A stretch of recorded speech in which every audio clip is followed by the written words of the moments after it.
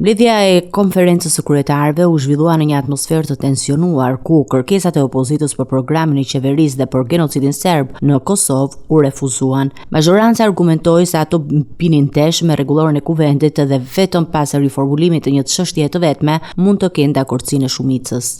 Rregullore e kuvendit përcakton që mocioni me debat thirret për një çështje të veçantë. Dhe jemi gjendur para një kërkese që kishte 6 grup çështje. Dhe i kam kërkuar që ta sillin në përputhje me rregullore.